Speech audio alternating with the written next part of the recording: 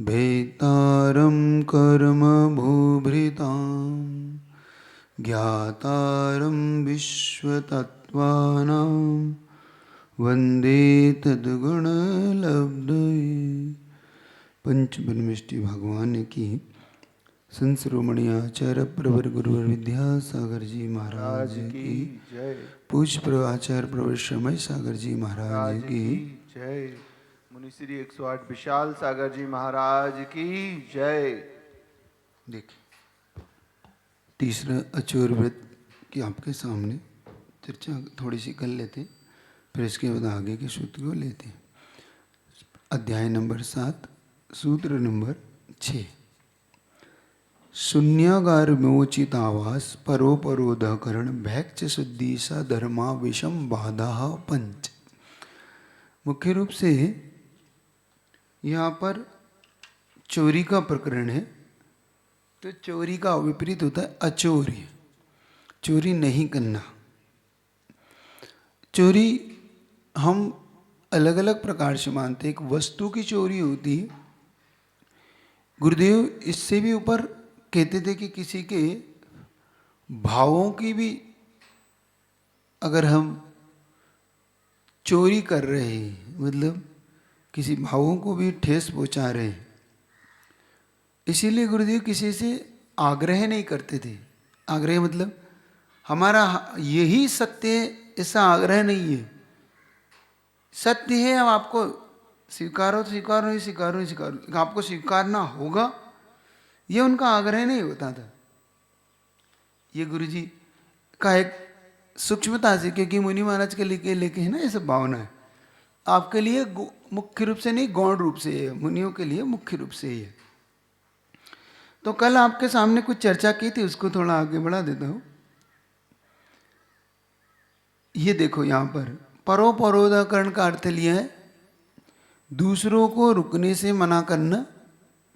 शून्यगार पर्वत वृक्ष ऐसी शून्य जगह पे रुकना। विमोचितावास दूसरे के छोड़े हुए स्थान पर रुकना। वहाँ पर नहीं रुकना जहाँ पर ग्रस्त रहता हो, बिल्कुल ग्रस्त एकदम सट के रहता हो, मतलब वहीं ग्रस्त रहे वहीं हम रहे, ऐसा नहीं। ग्रस्त जहाँ स्थान बना देता है, छोड़ देता है, एक तो ये होता है। दूसरा ग्रस्त जहाँ रहता था वो छोड़ के चला गया, वो शून्यागार होता है। एक आपने बना दिया कि महाराज यहाँ भी रह सकते, गुफा इत्यादि बना देते ना, या संत निवास बना देते, तो वो भी शून्यागार की कोटि में। परोपरोधाकरण गुरुजी ने कितना सुख लिया कि जो अपनी धारणा नहीं छोड़ना चाहता, मतलब किसी ने कोई धारणा बना ली एकांत धारणा और जबरदस्ती छोड़ाना, यह भी परोधाकरण है। परोपरोधाकरण, परोपरोधाकरण मतलब आप दूसरे को जबरन नहीं कर सकते। आप कभी कभी हमारा आग्रह हो जाता है तो ये झगड़े की भी एक जड़ भी हो जाती है, मतलब एक प्रकार का विवादित होने लगता है, क्योंकि वो छोड़ना नहीं चाहता। वो कहता है नहीं यही ठीक है, मिथ्यात्व सम्यक है, तो आप क्या कर सकते हैं उसको। थोड़ा सा आप समझ रहे हो, एकांत मत है। जैन दर्शन में भी एकांत मान्यता उसने मान ली, मान लो केसी महाराज आत्मा त्रिकालिक शुद्ध है ऐसा मान लिया उसने, सब पर्याय से शुद्धि है, द्रव्य से शुद्धि है, ऐसी एक एकांत मान्यता हो गई उसकी। तो भी तो उसका विपरीत धारणा है। अब वो छोड़ना नहीं चाहता और आप छुड़वाना चाहते, तो वो कहते हैं कि ऐसी धारणाएं नहीं।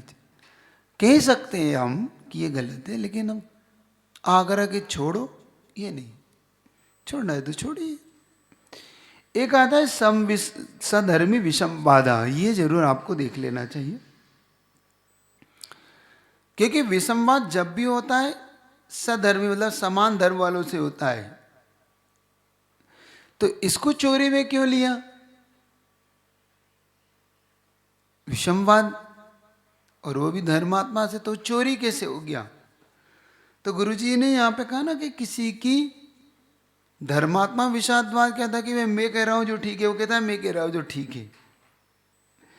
तो इस प्रकार से तौमौ तौम यमौ इति परिग्रह, गुरुजी कहते थे दादा गुरु ते तेरा ये मेरा, इस प्रकार का जो भाव या परिग्रह है, ओ परिग्रह में भाई मैं कह रहा हूँ जो वे ठीक है, तो ये आप एक प्रकार से परिग्रह को अपना रहे हो ना। परिग्रह मतलब चोरी, किसी की चीज को उठा रहे हो, किसी चीज को ले रहे हो, तो वही चोरी होता है क्या? सामान्य से ये जरूर है कि भाई किसी की बिना उठाए बिना बताए लेना ये चोरी है, तो चोरी का विपरीत अचोरी भाव है। आगे आएगा चोरी अदत्ता दान विषय, वहाँ पर विशेष तौर से खोल दिया जाएगा कि बिना पूछे लेना उठाना। हम मंदिर से ढलवा देते हैं ना, कहीं से पैसा उठाया हमने मंदिर ढल दे, हमारा हक नहीं है वो, हम अधिकारी हैं क्या उसके? हमारी वस्तु थी नहीं, हमने दान कर दिया। कैसे कर दिया दान? हम उसके अधिकारी तो थे नहीं, इसलिए वो भी चोरी में माना गया। इससे ठीक विपरीत अचोरी। तो सधर्मी से विषमवाद नहीं करना। होता है आपका विषमवाद, मान्यताओं को लेकर होता है, घर में हो जाता है, वो भी सधर्मी तो है आपका नहीं है। पतिदेव सधर्मी नहीं है, पत्नी सधर्मी नहीं है, तो माता पिता सब सधर्मी तो है, क्योंकि वो हमारे एक समान धर्म को पालने वाले हैं। इसलिए सधर्मी विषमवाद मत करो, विवाद से बचो, चोरी से बचना चाहते हो तो, नहीं तो चोरी का दोष लगेगा आप लोग। तो हम चोरी से वस्तु को मानते हैं, हम क्या वस्तु और किसी को चोरी नहीं मानते। ये तो अब चूंकि अब देश प्रति कैसे पालेगा या ग्रस्त कैसे पालेगा, अब यहाँ पे तो मुनि महाराज के लिए मुख्य रूप से हो गई, फिर भी आप लोग भी पाल सकते हैं। जहां विवाद हो और सबसे अच्छा है मौन। विवाद की स्थिति जहां बन रही हो वह शांति से या तो मौन लिया जाए या वहां से हटा जाए, तो चोरी का दोष से ही बचोगे और विवाद से बच ही जाओगे। क्योंकि सामने वाला तो विवाद चाहता ही, करना ही चाहता है, करता ही। हम कब तक उससे, होता ना आप लोग महाराज घर में फिर विवाद हो जाता है, थोड़ा बहुत शांति होती है घर में, ले दे के फिर विवाद हो गया महाराज जी, अच्छा भला चल रहा था फिर विवाद हो गया। क्यों हो गया? जब मान्यताओं को थोपने लग जाते हैं, जब व्यक्ति पे बात थोपी जाती है तब विवाद होता है। जब बात सहज रूप से हो जाए तो विवाद नहीं होता। तो हम किसी पे थोपे ना, हम किसी पे ठीक है सहज रहे, सरल रहे, सहजता से होता है तो ठीक, नहीं तो नहीं, क्या कर सकते बताओ। न हम सामने वाला स्वीकार नहीं करना चाहते या मानना नहीं चाहता,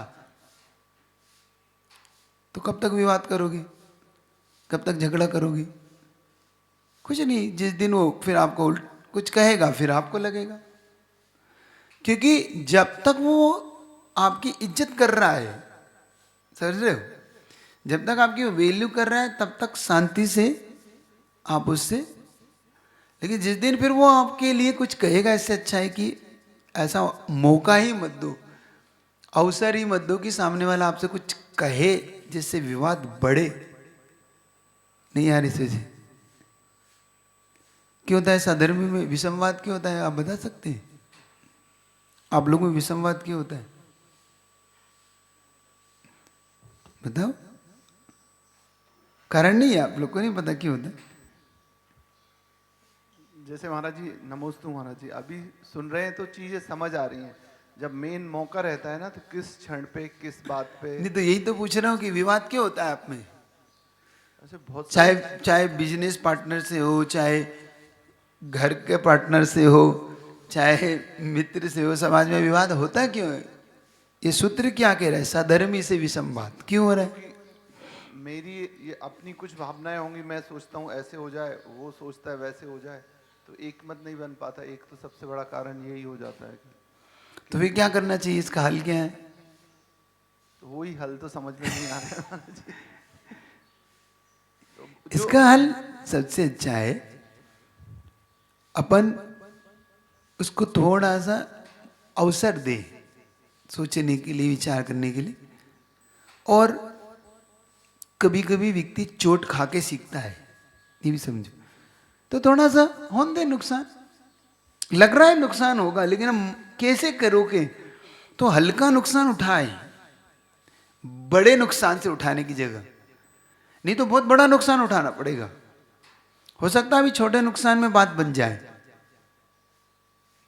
तो थोड़ा सा मौका दे कि ठीक है, सामने वाले की मन की कर लेन दो, फिर भी अपने आप लौटता है आदमी कि नहीं नहीं मैं ही, तो अपने आप स्पेच होता है कि भाई देख लेना, तो अपने आप बात बनती है। सुन रहे? और क्या होता है विवाद आप लोगों में, क्या होता है नहीं पता? नमस्ते महाराज जी।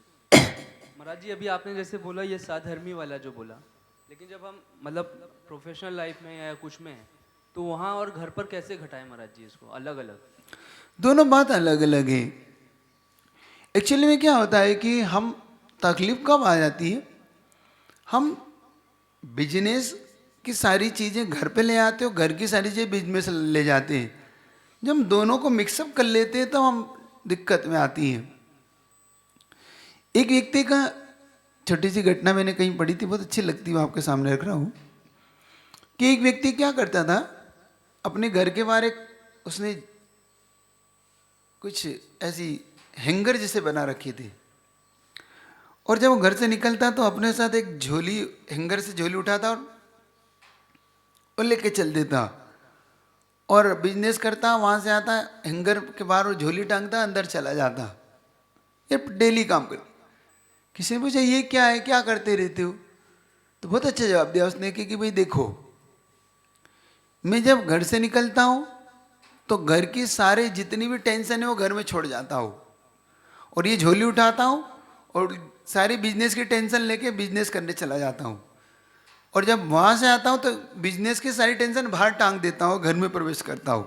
मतलब घर का घर में, बिजनेस का बिजनेस में, मैं दोनों को मिक्सअप नहीं करता। एक्चुअली में क्या होता है, हम घर की सारी खुन्नस जिसको बोलते हैं ना, वो बिजनेस में उतारते, एम्प्लॉय पे उतारेंगे, ग्राहक पे उतारेंगे, तो हमारा सारा सिस्टम बिगड़ जाता है वहाँ पे।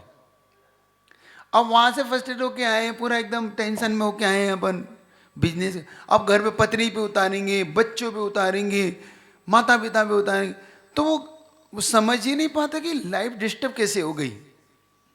वो कहते भाई हमारा कोई मैटर ही नहीं, हम पे गलती नहीं, मैं टेंशन में हूँ। अब टेंशन में आप हो तो बात क्या हो गई है? दुकान पे ऐसा तो भाई यहाँ पे तो अच्छे लाइफ है, आप यहाँ शांति से तो भोजन कर लो, यहाँ शांति से बच्चों से तो प्रेम से बात कर लो, भाई पत्नी से तो अच्छे से बात करो। गुस्सा पत्नी पे उतर रहा है, पत्नी कह रही है भैया मेरा तो कोई लेन देना नहीं, इससे आपके रिलेशन खराब हो जाते हैं घर में। अब बच्चे डर के रहेंगे, भैया पापा आ गए, मतलब बहुत बड़ा धमाका आ गया, अब वो एकदम घुसे घुसे रहेंगे, अब पापा आएंगे, चिल्लाएंगे, डराएंगे, तो कैसा माहौल बन जाता है खराब। हम एक अच्छे से मुस्कान दें, बढ़िया से बड़ी सी मुस्कान, घर में प्रवेश करें, छोड़ो ना बाहर गए। अब क्योंकि वो टेंशन घर में देने का क्या लाभ है? क्यों टेंशन? घर का माहौल खराब करने से क्या मिल रहा है? मानता हूं कि आपके बिजनेस की टेंशन है, कोई कुछ हुआ है तो टेंशन का ही कि ठीक है, घर का घर में, बिजनेस के बिजनेस में। अब घर का टेंशन है, मतलब पत्नी से विवाद हुआ था, बच्चों नहीं सुन रहे थे, माता पिता कह रहे, अब कुछ, तो वहां जाके आप एम्प्लॉय पे क्यों उतार रहे हैं? आपके कर्मचारी पे उतारने से क्या लाभ? अब वो टेंशन में आ गया कि अब भैया सेठ जी दिमाग ही खराब करते रहते हैं, मैं एक अच्छा वाला कर रहा था, सेठ जी ने कह दिया ये करो वो करो, वो सारा। तो दो चीज को आपको बांटना, ये हल है इसका। जहां का टेंशन वहीं रखें, वहीं निपटारा भी वहीं करें, और एक सबसे अच्छी चीज होती है जब विवाद होते हैं उसको हल करने का एक ही तरीका है संवाद। जब आप संवाद को नहीं रोकते तो विवाद नहीं बढ़ता। एक्चुअली में हम बोलना बंद कर देते हैं, हम तो 2 दिन बात नहीं की, 3 बात ही नहीं हो रही हमारी, नहीं होता है ना। भाई पति कुछ जा रहा, पत्नी की बात ही नहीं हो रही, पप्पू के पापा, पप्पू की मम्मी, पप्पू बीच में बोल रहा है, पप्पू मम्मी से कह दो, तो मम्मी कहती पप्पू पापा से कह दो ऐसा हो रहा है, पप्पू पापा का भोजन कर ले। अब वही दोनों खड़े हैं, कह रहे भोजन करने के लिए पप्पू से तो ये क्या बात है भाई, है? तो ये बीच में क्यों? तो विवाद को दूर करना है तो संवाद बनाए रखिए, और जब आपका संवाद बनाता है वही विवाद को निपटाता है।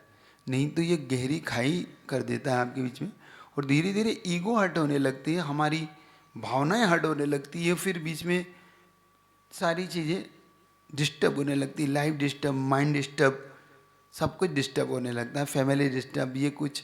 तो ये निर्णय गलत है, समझ रहे? ठीक है, तो विवाद से बचिए, आपस में एक दूसरे को सुनिए, समझिए, बैठिए, हो रही है बात तो बिठाइए, 2 दिन बाद बिठाइए, 1 दिन बाद बिठाइए, तुरंत नहीं बात बनेगी। एक बात ये भी ध्यान रखिए, जब एकदम गर्म होता है ना तवा, तब तो दूर रहिए, शांति रहिए, तो ही ठीक है, धमाका होने वाला नहीं। तो अच्छा है कि भाई शांति से बड़बड़ा ले दो, या अपन दोनों में से कोई एक बड़बड़ा लो, ये तो पत्नी बड़बड़ा ले या पति बड़बड़ा लो। तो कोई बड़बड़ा रहा ज़्यादा है तो बस शांति से वहाँ से निकल लो, पानी पियो और निकलो शांति से, क्योंकि अब अभी इस समय आपे में नहीं है, आप बाहर हैं, ठीक है। तो उन्हें आने दो, व्यक्ति जब बाहर होता है तो अपने आप विवाद सुलझते हैं। स्टोरी हर जगह सुनाता हूँ, आपको सुना देता हूँ कि एक बार एक नदी किनारे एक साधु अपने शिष्यों के साथ थे, स्नान करने लिए गए थे वो। तो देखते हैं कि पास में एक फैमिली के 4-5 सदस्य वो भी स्नान कर रहे हैं, और अचानक देखते हैं कि एकदम विवाद बढ़ गया, फैमिली के एकदम चिल्ला, बहुत जोर जोर से चिल्ला रहे हैं। तो साधु और उनके शिष्य लोग एकदम देखने लगे, भाई अभी तो शांति थी एकदम, ये क्या हुआ? तो देख रहे हैं कि वो आपस में, ऐसा तुमने ऐसा किया, वैसा किया, ये हुआ वो हुआ, भाई ये क्या बात है? तो उनके गुरु ने एक छोटा सा प्रश्न पूछा कि ये बताओ कि उन दो, वो सब आपस में सिर्फ 1-1 फीट की दूरी पे खड़े, सुन रहे हैं आप लोग? ये 4-5 सदस्य 1-1 फीट की दूरी पे खड़े, फिर इतनी जोर से क्यों बोल रहे हैं? ये एक दूसरे से चिल्ला चिल्ला के बात क्यों कर रहे हैं? एकदम से इतने जोर से क्यों चिल्ला रहे हैं? बता सकते हैं आप क्यों चिल्ला रहे हैं? उसने गुरु ने शिष्यों से पूछा, क्यों चिल्ला रहे? आप बता सकते हैं आप में से? देना माइक, क्या हो गया, क्यों चिल्ला रहे हो इतनी जोर से? नमस्ते महाराज जी, हो सकता है उनमें कोई विवाद हो रहा हो। नहीं, विवाद तो वही है, कोई किसी बात को लेकर झगड़ा भी हुआ है, मतलब झगड़ा मतलब जो कुछ हुआ, लेकिन चिल्ला के क्यों बात हो रही भाई? बात जो भी है तो शांति से भी तो हो सकती थी, चिल्ला क्यों रहे हो? तो गुस्सा आएगा तो चिल्लाएंगे। तो वही तो बात, धीरे से, उसको गुस्से में धीरे से भी कहा जा सकता है। गुस्से में धीरे से कहेंगे तो फिर लड़ाई, मतलब गुस्सा रहेगा ही नहीं। नहीं नहीं, आप समझते नहीं है बात को, ऐसा भी तो कहा जाए, तुम समझते नहीं हो बात को, ये कहने से अच्छा है कि आप समझते नहीं है बात को, आप क्यों नहीं समझ रहे, ऐसा भी तो कहा जा सकता है। क्योंकि आप बिल्कुल टच में खड़े, फिर जोर से बोलने की जरूरत क्या है? वो बहरा है, वो सुनता नहीं है, क्या प्रॉब्लम है, क्यों जोर से बोल रहे हैं? महाराज जी, पान पसंद तो पहले आती थी, 1 गोली पान पसंद खा के आराम से बोलते। तो पान पसंद खा लो। गुस्से में तो तेजी बोलेगा ना इंसान। तो वही तो साधु जानना चाह रहे हैं गुरु महाराज। तो उन्होंने कहा नहीं महाराज, बहुत क्रोध में, किसी का ना शायद एक दूसरे की बात मतलब मान नहीं रहे, इसलिए गुस्से में। लेकिन उन्होंने कहा कि नहीं, प्रॉब्लम और कुछ है, बताता हूं प्रॉब्लम क्या है। उन्होंने बताया, आदमी जोर से कब बोलता है? जब हम बहुत दूरी होती है, जैसे आपकी मेरी दूरी बहुत ज़्यादा हो, तो फिर मैं चिल्ला के बोलता हूँ कि सुनो सुनो, ऐसा बोलते हैं ना, कि भाई सामने वाला तक आवाज़ पहुँच जाए मेरी। और जब, तो उन्होंने ये बताया कि एक्चुअली में जब व्यक्ति की शरीर से ज़्यादा दिल की दूरी बढ़ती है, और जब हम एक दूसरे से किसी बात को लेकर विवाद करते हैं, तब दिल की दूरियां बढ़ जाती हैं। और जब दूरियां बढ़ जाती हैं, तब व्यक्ति को जोर से बोलना पड़ता है, क्योंकि सुनाई नहीं देता उसे। सुन रहे?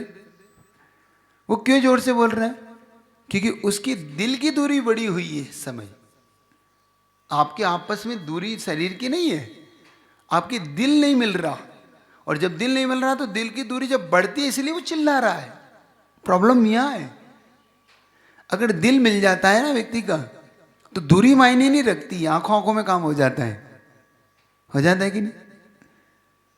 प्रेम में और क्रोध में यही अंतर होता है। प्रेम में कितनी ही दूरी हो, मौन से काम हो जाता है। और क्रोध में कितना ही निकट हो, चिल्ला के भी काम नहीं होता। बात आ रही नहीं आ रही समझ में आपको? समझ रहे?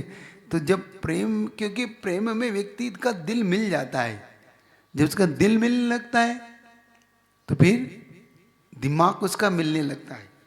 जब दिल नहीं मिलता तो दिमाग भी नहीं मिलते। दिमाग मतलब विचार, जब उसके विचार भी नहीं मिलते, और जब दिल मिल जाता है तो हर विचार अपना हो जाता है उसका। हर वो विचार भी अपना हो जाता है जिससे हमारा कोई ताल्लुक नहीं होता, जिससे हमें कोई लेन देन नहीं, वो विचार भी हम एक्सेप्ट कर लेते हैं, उसे भी हम स्वीकार लेते हैं। लेकिन जिसमें दिल नहीं मिलता तो अच्छा विचार भी स्वीकार नहीं होता। तो गुरु ने कहा प्रॉब्लम पास में या दूरी की नहीं है, प्रॉब्लम दिल नहीं मिलने की। तो समझ में आ रहा आपको?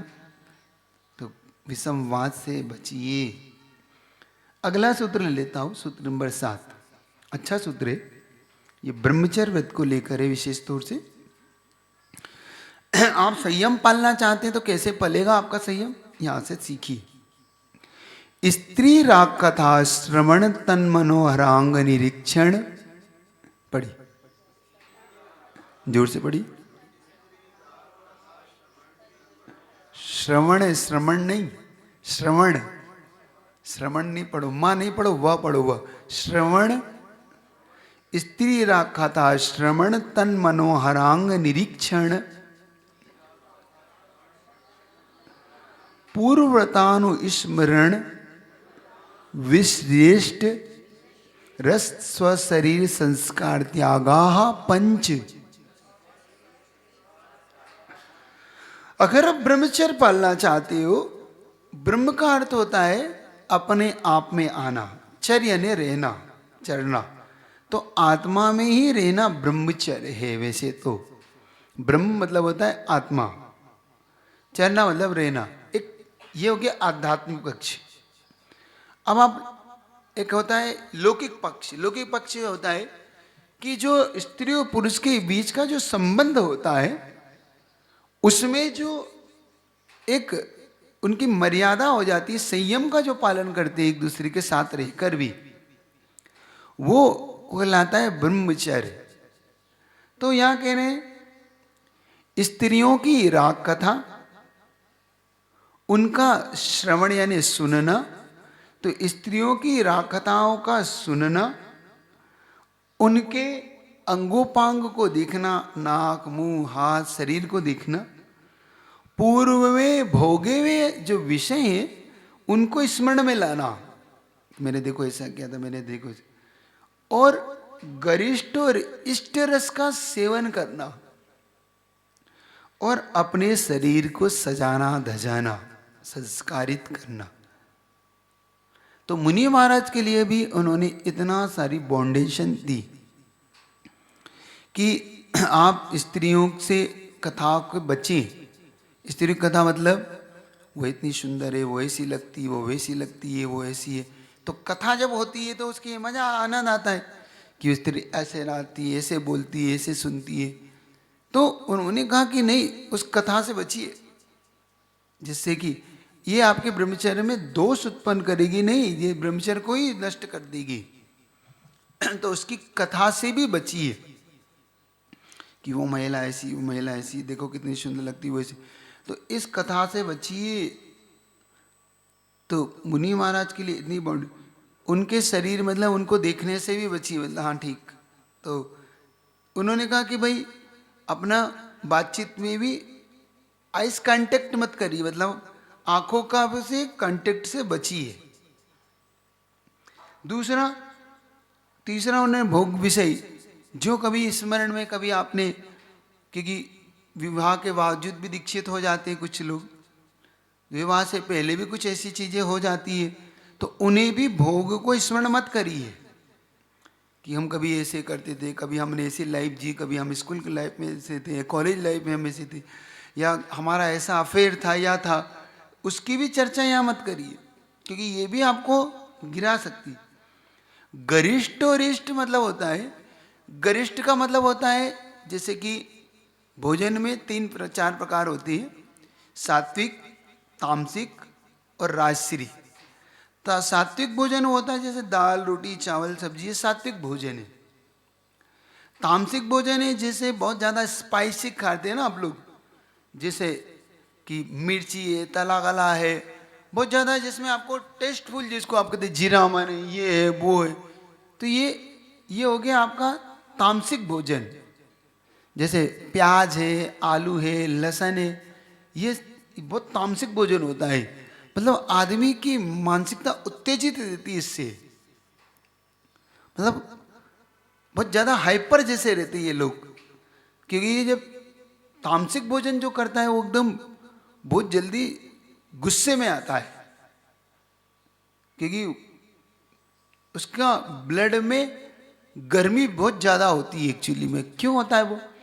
क्योंकि लहसुन गर्म होता है, प्याज भी वही, प्याज के अंदर एक प्रकार का स्पाइसी बना होता है, मतलब उसकी गंध भी आप देखिएगा, उसकी टेस्ट भी, मतलब उसके अंदर चरखापन जो होता है ना आप कहते, तो ये फिर ऐसे ही लहसुन बहुत,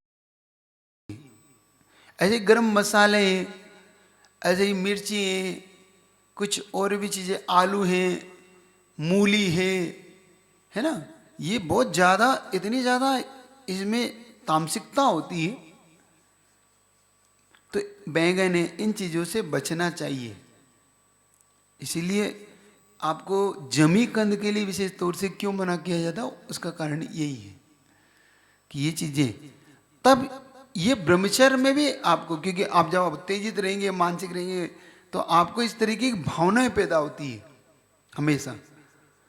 ऐसा ही तो फिर होता है राष्ट्रीय भोजन। राष्ट्रीय भोजन होते हैं जैसे कि बहुत ज़्यादा हलवा है, पूड़ी है, मेवा मिष्टान है, ये सब राष्ट्रीय भोजन कहलाते हैं, मतलब ये गरिष्ठ कहलाते हैं। ये सब गरिष्ठ भोजन हो जाता है।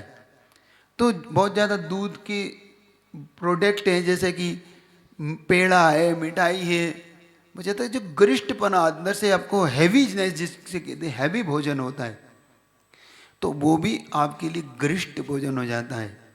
तो वो आपको उत्तेजित करता है, क्योंकि उसमें वीर्य बढ़ता है, शक्ति बढ़ती है एक्चुअली में गरिष्ठ भोजन से बहुत ज़्यादा। और जब बहुत ज़्यादा आप ऐसा भोजन करते हैं तो फिर वो अपनी पूर्ति के लिए इस पर ही ढूंढता है, क्योंकि वो कहीं ना कहीं प्रोडक्ट बन रहा है तो प्रोडक्ट कहीं तो रिलीज होगा ना, तो इसीलिए भी वो ब्रह्मचर्य में दोष लगाता है व्यक्ति। और इष्ट का मतलब होता है जो आपको प्रिय हो, जैसे किसी को मीठा प्रिय तो मीठा मीठा खाता है वो, किसी को नमकीन तो बहुत ज़्यादा नमकीन ही पसंद करता है, किसी को खट्टा पसंद है वो खट्टा ही खट्टा। तो इष्ट को भी ज़्यादा नहीं खाना, गरिष्ठ को, इष्ट को, तो अपने लिए तामसिक भोजन तो करना ही नहीं है, राजसिक भोजन भी एक लिमिट मात्रा में करना है, और सात्विक भोजन ही हमारे लिए सबसे बेटर है। जैसे रोटी के हमारे लिए दाल सब्जी चावल, एक जो डेली भोजन जो आपके डेली यूज का होता है, वो कभी कभार करना ठीक है कि भाई राजसिक भोजन कभी कभार कर लिया 15 दिन में, तो इससे ठीक है कर लिया। लेकिन इसको बहुत ज़्यादा लोग भाई रूटीन में ले आते हैं, जैसे कि भाई उनको होटल के बिना भाते ही नहीं, वो इडली डोसा ये वो इतना स्पाइसी खाते हैं वो कि उन्हें उसके बिना टेस्ट ही नहीं होता, देखो पेट ही नहीं भरता। लेकिन उनके लिए फिर ब्रह्मचर्य में बहुत सारी चीज़ें गड़बड़ हो जाती, समझ रहे? तो ये चीज़ें समझना यहाँ पर तो ये ब्रह्मचर्य के लिए बहुत। फिर उन्होंने दिया अपने शरीर को सजाना, संस्कारित करना, सुन रहे हैं आप लोग? तो ये विशेष तौर से मुनि महाराज तो स्नान व्रत इसीलिए रखते हैं, ब्रह्मचर्य के पालन उसमें बहुत अच्छे से होता है, क्योंकि स्नान ही नहीं करना।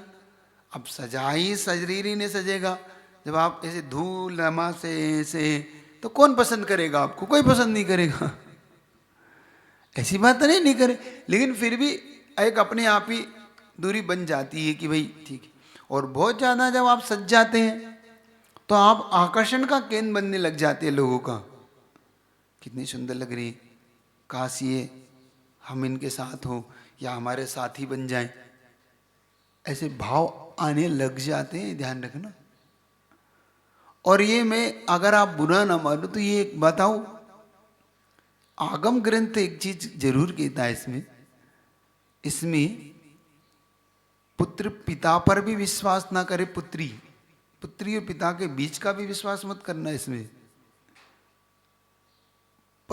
माँ और बेटे का बीच में विश्वास मत करना। इसका ये ऐसा दौर है कि एक उम्र के बाद फिर एक डिस्टेंस होना ही चाहिए। रियल बता रहा हूं, ये ऐसी घटना आगम की बात है, मैं नहीं कह रहा हूं। आगम में कभी आपको 18 रिश्ते नाते की कथा मिल जाए तो पढ़ लेना, उसमें आपको वो पता पड़ जाएगा। अपनी ही बेटी से शादी करता है, अपनी ही बेटी का जब नाना बनता है, वही पिता बनता है, वही पति बनता है, वही पुत्र बनता है। ये समझना कितना गजब का, उसमें बहुत सारी चीजें ऐसी है जो लगता है कि भाई एक ही व्यक्ति का एक ही जीवन में 18 रिश्ते नाते। तब उन्होंने कहा कि नहीं, आगम बिल्कुल इसमें। एक कथा आती है राजा की, बहुत संक्षेप में बता रहा हूं।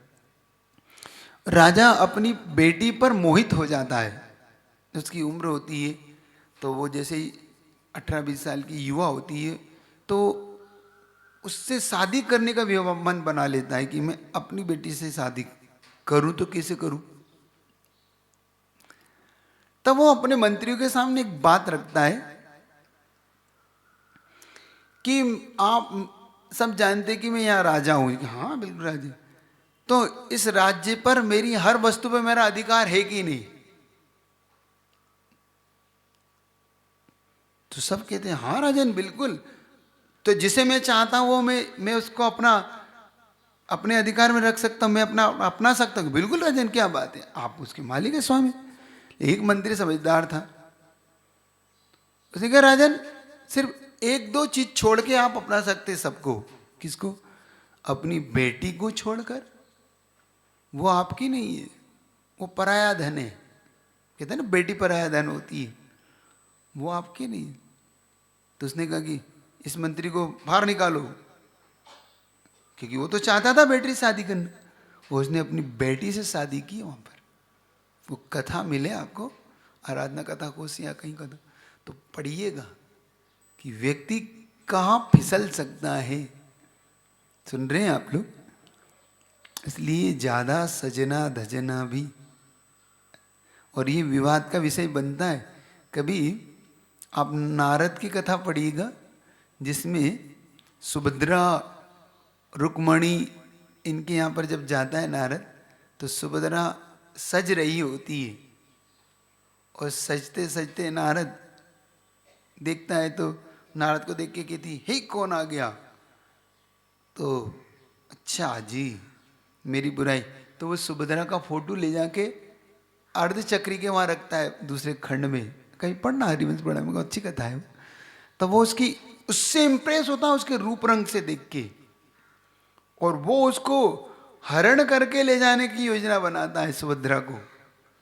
तो नारद भी हिल जाते हैं, नारायण भी हिल जाते हैं, श्री कृष्ण की पत्नी कहाँ गई? बाद में भी नारद ही सुलझाता है कि वहां है, ले आओ। सुन रहे हो? बड़ा गजब का प्रसंग है वो।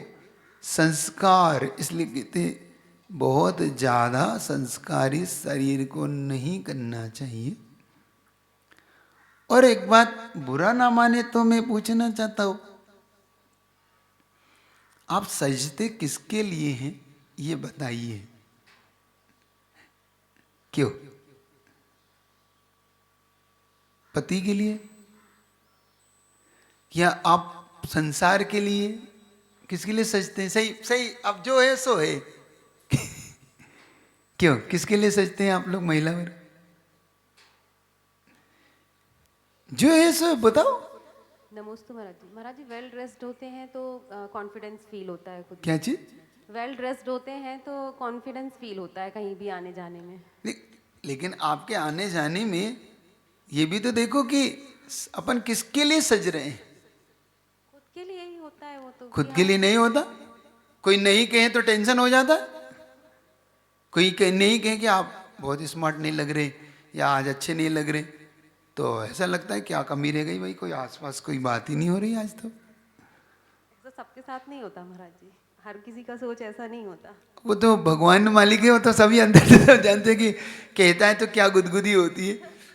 अच्छा एक बताओ, फीलिंग अगर कोई कहता है आप बहुत स्मार्ट लग रहे हैं, तो गजब ही आपकी ड्रेसअप है, गजब आपका, कहाँ की आपकी नेल पॉलिश है, नॉन पॉलिश, आपकी ये लिपस्टिक है, आपकी आंखों में ये आईब्रो कहाँ कराया है आपने, कैसे ये बालों में आपने सजाया है, आपने कितना गजब किए, तो कैसा लगता है?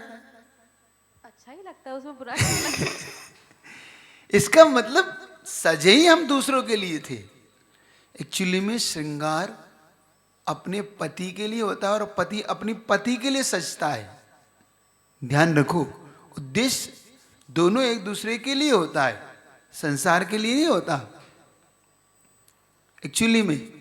लेकिन हमने पति को छोड़ के अब सारा संसार के लिए हो गया, अब दूसरे को आकर्षित करने के चक्कर में सजता है अब।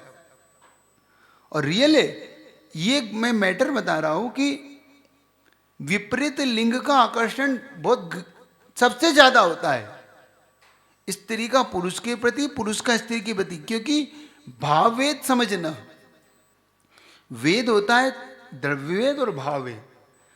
द्रव्यवेद का मतलब होता है जो बाहर का हमारा आकार प्रकार मिला है, जैसे स्त्री को स्त्री का आकार मिला, पुरुष को पुरुष का जो आकार मिला है, नपुंसक को, तो ये तीन वेद की ये द्रव्यलिंग हो गया। लेकिन भाववेद बोलती है जो अंदर की भावनाएं जब उत्पन्न होती है, तो स्त्री जो पुरुष को चाहती है वो उसका स्त्री वेद के उदय के कारण चाहती है, पुरुष जो स्त्री को चाहता है वो पुरुष वेद के कारण चाहता है, और जो स्त्री पुरुष दोनों को चाहता है वो नपुंसक भेद के कारण चाहता है। बात समझ में का विषय से विषयांतर नहीं हो रहा हूं, मैं ये बता रहा हूं कि हमारा वेद के लिए एक्चुअली में ये चीजें बाहरी निमित्त बन जाती हैं। जो घटनाएं दुर्घटनाएं घटती हैं वो विशेष तौर से हमारे गलत हाव भाव के कारण नहीं, हमारे पहनावे और गलत उसके कारण घट जाती है घटनाएं।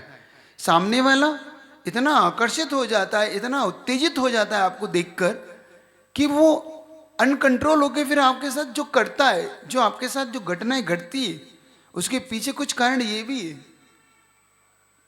आप कैसे कह सकते हो संसार में कि आप इस तरीके के वस्त्र आभूषण पहनो, अपना अंगोपांग दिखाओ, बुरा ना मानना, ये रियल बता रहा हूं, क्योंकि आगम में आचार्यों ने जो लिखा है वो कभी गलत नहीं हो सकता है। अब हमारी मानसिकता है अरे इसमें क्या है, सामने वालों को अपनी आंखों पे ध्यान रखना, अपना कंट्रोल करना चाहिए, हम तो उसमें क्या हो गया पहनने में। ये चीज जो बोली जाती है, ये चीज समझो तो पहले हम कर क्या रहे हैं।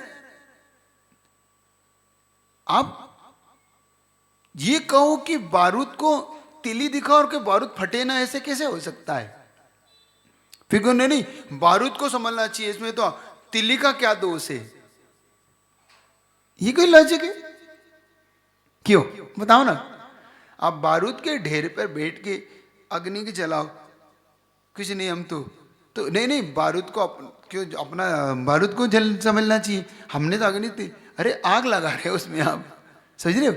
इसीलिए तो फिर जो कुछ करना है अपनी एक मर्यादा और लिमिट में करिए, और अपने वालों के लिए करिए, मतलब जो जिनके लिए सजना है, विशेष तौर से जिनके साथ रहना है आपको, समझ में आ रही? तो ये संस्कार भी, लेकिन जिनको ब्रह्मचर्य पालना है फिर तो वो संस्कार को भी फिर सामान्य तो रखे, ऐसा नहीं कि कोई बिल्कुल मेले कुचेले रहने लगे। मुनि महाराज तो रह सकते क्योंकि उनका तो सब त्याग है। फिर आपके लिए तो फिर आपके लिए मर्यादा में रहकर ही रहिए, जिससे कि आपकी वो मर्यादा बनी रहे। तो स्त्रियों की राग कथा, अंगोपांग निरीक्षण, विषयों का स्मरण, गरिष्ठिष्ट और अपने शरीर का त्याग, ये इस प्रकार से ब्रह्मचर्य की 5 भावनाएं हो गई। ठीक है, इसमें कुछ पूछना है आपको? अब आगे का सूत्र 8, शायद अभी समय है 2-5 मिनट है, हो जाएगा, है ना, समय है ना, 7 बजे में है ना समय, 7 हो जाएगा। अब आ रहा है पंचम परिग्रह व्रत। अब परिग्रह व्रत कैसे पलेगा? मनोज्ञा मनोगिंद्री विषय राग द्वेष वर्जनानि पंच।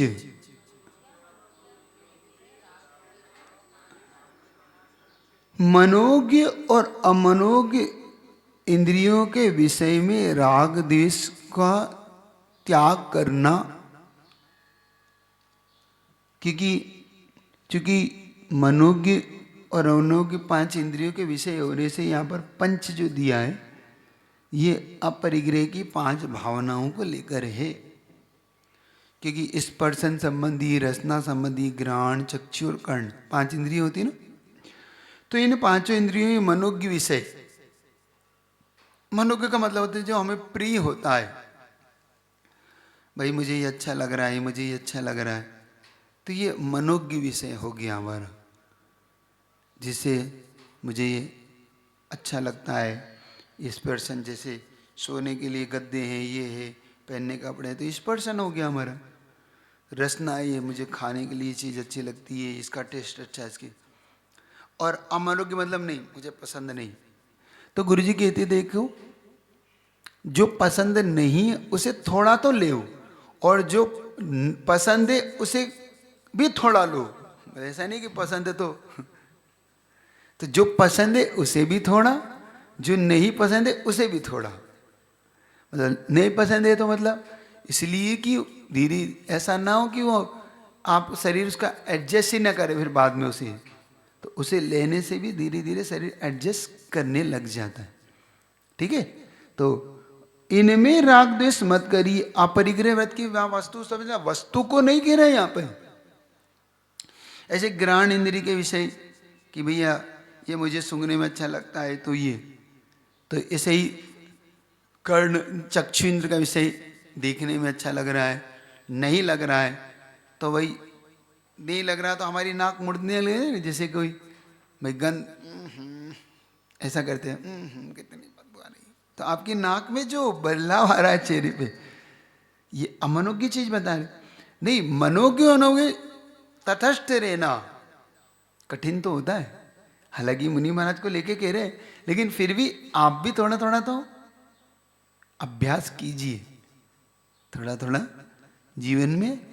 इससे क्या होगा महाराज लाभ? इससे ये होगा कि बहुत सारी चीजें में आप बचेंगे और आपके उन्नति ग्रोथ का ये कारण बन सकते हैं।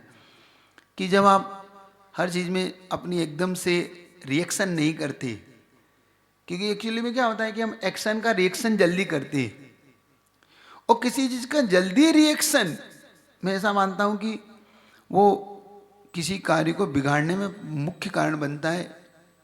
जल्दी से रिएक्शन करना, थोड़ा सा वेट एंड वॉच, रुकिए, ठहरिए, देखिए, तो हो सकता है कि वो बात बिगड़ते बिगड़ते बन जाए। लेकिन वो बात बिगड़ने लग जाती है तब कि एकदम से रिएक्शन होता है तो सामने वाला भाई ये तो गड़बड़ है। तो यह कह रहे मनोज्ञ और अमनोज्ञ विषय में राग द्वेष से बचिए। देखो, मत करिए एकदम से राग द्वेष। क्या होता है कि हम देखा और एकदम से हम राग करने लगे, पसंद आ गया तो, और हमने देखा और एकदम से हमें नहीं पसंद तो द्वेष करने लगे। नहीं है, क्योंकि वह चीज बाहर से खराब दिख रही, भीतर से अच्छी हो सकती है, और जो भीतर से बाहर से अच्छा दिख रहे वो भीतर से खराब हो सकता है। इसके लिए मैं एक 4 लाइन में से उपयोग करता हूं कि जो लोग कद में छोटे होते हैं वो लोग दिल से बड़े होते हैं। जिनके घरों में, एक्चुअली में लाइन यहां से शुरू होती है, जिनके घरों में मिट्टी के घड़े होते हैं, जिनके घरों में मिट्टी के घड़े होते हैं वो लोग कद में छोटे और दिल से बड़े होते हैं। मैंने फल आता है ना, आम वगैरह, मैंने फल देखकर इंसान को पहचाना है। जो लोग बहुत ही मीठे होते हैं, वो अंदर से सड़े होते हैं। समझ आई? कि आप उसके ऊपर मत जाओ कि बड़ा अच्छा दिख रहा है फल, सड़ा है, अंदर से सड़ा हो सकता है वो। बहुत मीठा बोल रहा है इसका मतलब, और व्यक्ति जिह्वा का कड़वा है इसका मतलब वो खराब है। ये फैसला गलत है। वो दिल का बहुत अच्छा हो सकता है जो दिल जिह्वा का कड़वा होता है, क्योंकि वो अंदर नहीं रखता। गुरुजी ने शायद इस पे एक हाइको भी लिखा है, जो तुम्हारे गुस्से को पी जाए उससे बचो। ऐसा कुछ हाइको लिखा है, जो तुम्हारे गुस्से क्रोध को पीता हो उससे बचो। अब इसके दो मीनिंग है। सामने वाला या तो वीतरागी है, तो हो सकता है आपके गुस्से को पी रहा हो, ठीक है, लेकिन हो सकता है अंदर अंदर कोई भर रहा हो, गुस्से को पी रहा कि भैया आज तो भैया ठीक है बाद में बताता हूँ, तो बचो। वो कहीं ना कहीं धमाका करेगा, फूटेगा, होते ना, फूटता है कि नहीं बाद में, तो बचो। तो इसीलिए आप मत जल्दीबाजी करिए।